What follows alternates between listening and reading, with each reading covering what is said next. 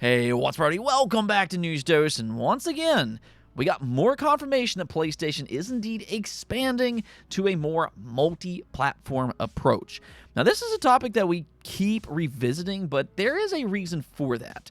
I've seen it firsthand. There is still a lot of denial that this is even happening in the first place, when in reality, I think the question should be, well, what's next for their plan, and what games does it actually include? Well, Sony actually spoke on that themselves. So this may have happened a little while ago, but with everything that's happened since then, it's just now being discovered. So sit tight, and we're going to get into all of that today. We're also going to talk about Xbox and whether they should be concerned, because there is something interesting happening within the realm of gaming, and I actually view this as a very good thing for gamers.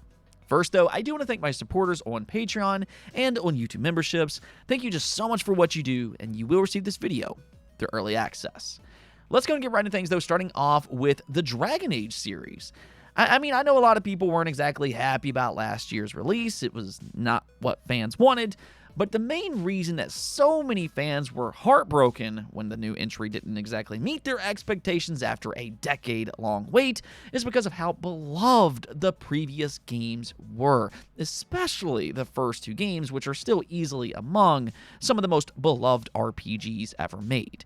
So what if I were to tell you that not only did EA mess up with the Velguard, but they could have actually released something that Dragon Age fans would have very much enjoyed in between the releases of Velguard and Inquisition. Something to, tide fans over, if you will, and that could have been a remastered Dragon Age trilogy.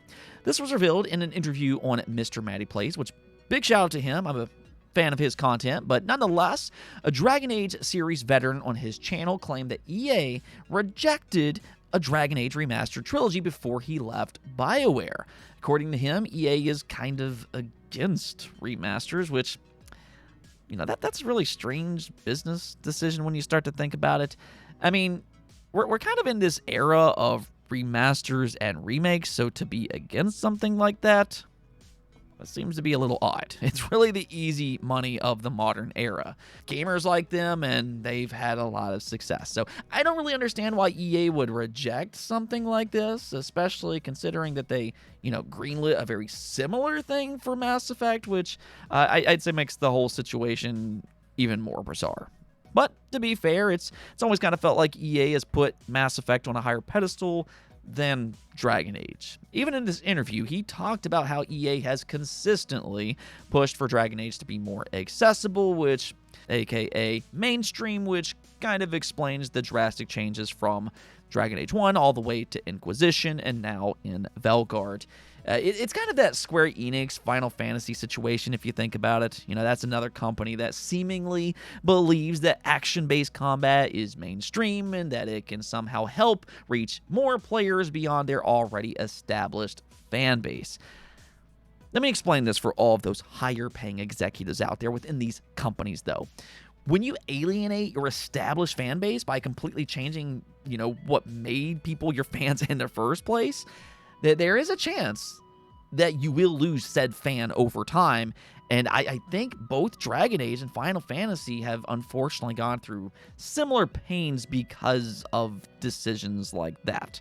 Whatever the case may be, though, EA is going to EA, and that's what they did with this alleged Dragon Age Remastered trilogy. They said no to pretty easy money. Oh, and here's another welcome update from the aftermath of last week. Xbox, of course, canceled their publishing contract with Avalanche Studios and their live service project being Contraband. Now, that game could still see a release, but it'll either have to be under a different publisher or they'll have to release it independently. Well, the thing is that because Microsoft has canceled a number of their projects here recently, there's been a lot of online speculation about other Microsoft-based games and if something else could have been impacted. And one game that we keep hearing about is OD, which is Kojima's mysterious horror game. Now, thankfully, though, a Microsoft spokesperson has since confirmed that OD is indeed still in development, so we can rest assured for the time being. And I want to go and say this just one final time. There's a reason that I haven't speculated about its cancellation despite online rumors. And that's because OD didn't really fit the same criteria of the other canceled Xbox games. Everwild, Perfect Dark, and Contraband all seemed to be games that had troubled development cycles with no real kind of timeline for release anytime soon. I mean, I'm not trying to defend Microsoft here because I think they hold some of the blame in this situation. You know, they have to learn to better manage things. But this idea that these games were all canceled without reason, I don't think that rings true either. At some point, you do have to kind of show results. Whereas OD, this not only comes from a legendary mind within the game industry, but this is a game that was announced in 2023. You know, not 4, 5, or 6 years ago, just 2 years ago. So, you know, give him some time to maybe cook a little bit before we starting rumors like this. So, like I said, not exactly the same criteria as the other big 3 cancellations. Now, speaking of Xbox, though, let's go and talk about some of their newest competition being Battlefield 6. Of course, Microsoft now owns the Call of Duty franchise, and I mean, they kind of picked a fun time to own that series because it seems like it's going to have more competition than it's had in a very, very long time. There's been a lot of positive reactions for Battlefield 6's early gameplay reveals. It's very reminiscent of some of the older Battlefield games, which is, you know, what a lot of fans have been wanting in the first place. Even Mike Ybarra, who previously worked at Activision Blizzard, recently claimed that the new Battlefield was going to boot stomp, that's his words, Call of Duty this year, and everybody can kind of have their own opinion about his response, whether you agree with him or not. That's not really what I'm trying to debate today. But rather, the reason that I'm pointing that out is because it seems like there is a lot of legitimate anticipation for Battlefield 6 and a lot of optimism for it. In fact, that excitement has now resulted in a franchise record and a top 20 concurrent count on Steam of all time. The beta for Battlefield 6 eclipsed 500,000 concurrent players. And, I mean, just to kind of be fair here, it is important to keep in mind that EA previously used their EA Origin app for their games. Their games weren't on Steam for a long time, so franchise records for their games on Steam are slightly misconstrued because of that. But even still, I can put this success in perspective by comparing it to, of course, its biggest competitor being Call of Duty. And, well, Battlefield 6 has surprisingly already surpassed Call of Duty's all-time peak high, which sits at 491,000 concurrent players. Now, that is still incredibly impressive, and I do think that Call of Duty tends to be a little bit more console-centric than Battlefield, but even still, the fact that Battlefield 6 has already opened up in the top 20 Steam games of all time, despite this only being a beta, I mean, keep that in mind here. I mean, there's a very real chance that when it officially launches in October, that it could be even higher. And that's insane to think about. So what this tells me is that there is a legitimate excitement for this year's Battlefield. The reactions, from what I've seen online, they've been fairly strong. So EA, they may have actually pulled it off. They may have revived Battlefield in a big way. And this isn't just great for Battlefield fans, but I also think that this is great for Call of Duty fans. A lot of you that watch the channel a lot, you know that I'm a big believer in competition. It's the same reason that I wanted Xbox to be more competitive, because I believe the competition breeds excellence. It would push Sony to make better games, just as Sony would push Xbox to make better games. I believe that competition is very important. And here, I do believe that Call of Duty needs that right now. It's a series that has been somewhat complacent. Fans have been mixed about some of the newer games. So I think that it needs a series like Battlefield to come in and, you know, look over its shoulders a little bit. The only problem with that, though, is that Activision allegedly is going to be very stubborn about that. Last week, Insider Gaming reported that Activision is taking notes of Battlefield 6's hype, but they're far from worried. They instead believe that Call of Duty is, quote-unquote, too big to fail. And technically, yes, they might be right, but at the same time, that is a terrible, terrible mindset to have. That's exactly how something becomes complacent, and complacency can lose fans over time. So I hope that Battlefield is a resounding success this year and kind of gives them a bit of a wake-up call. I think it's exactly what Activision needs, you know, to maybe push them to make better games. Okay, now one more thing before we go, though. This has been making the rounds on social media these past few days, and it's Sony's public response about them potentially going multi-platform a bit more.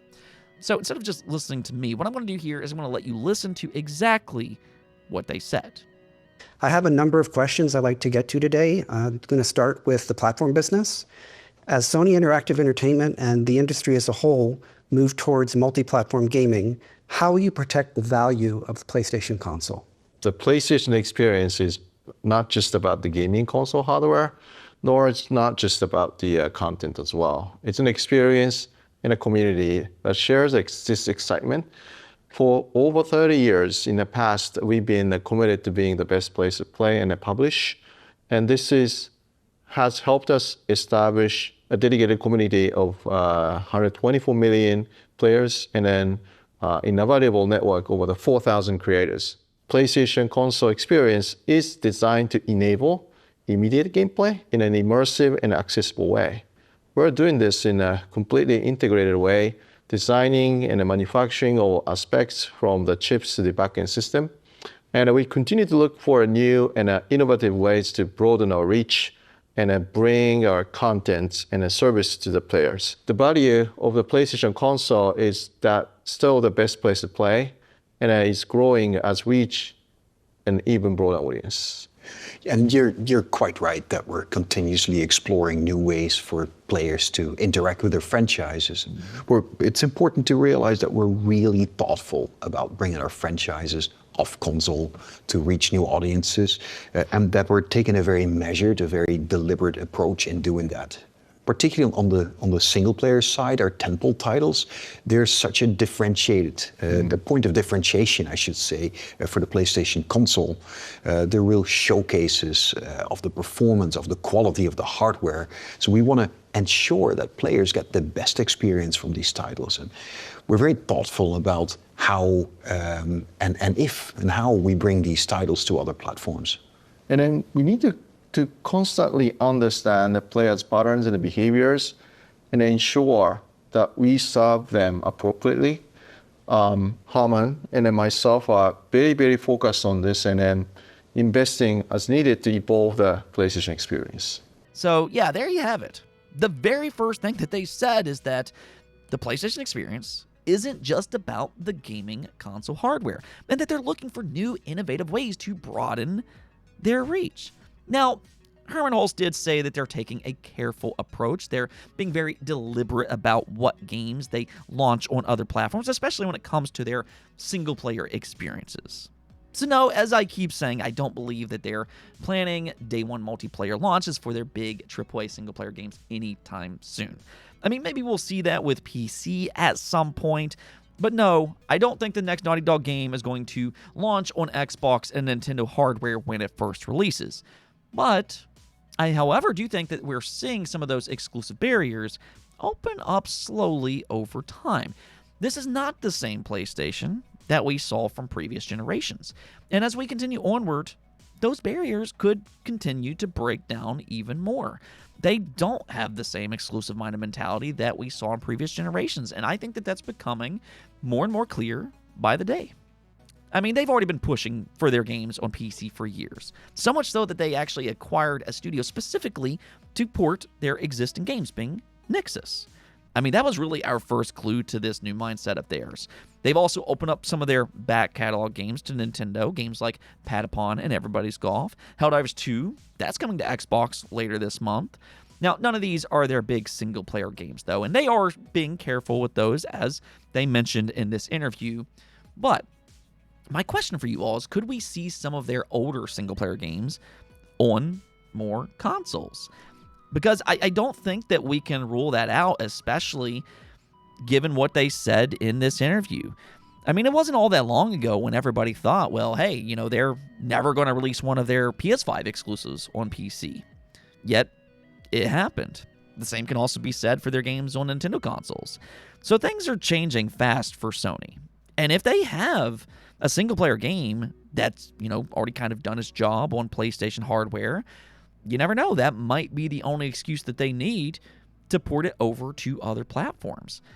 I mean, if you look at their PS4 library, games like the Uncharted collection, Bloodborne, The Last Guardian, or Days Gone, how are these games selling on a PlayStation 5? Because if they're not pushing hardware, and if they're no longer selling all that much, would it really hurt for them to port it to other platforms?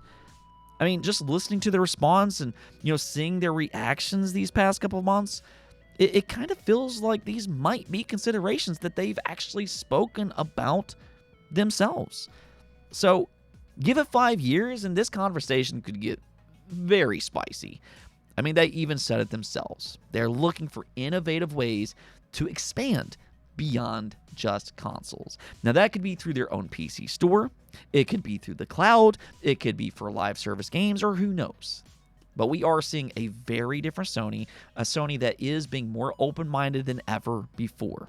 So it could get a lot more interesting with more ports to rival consoles.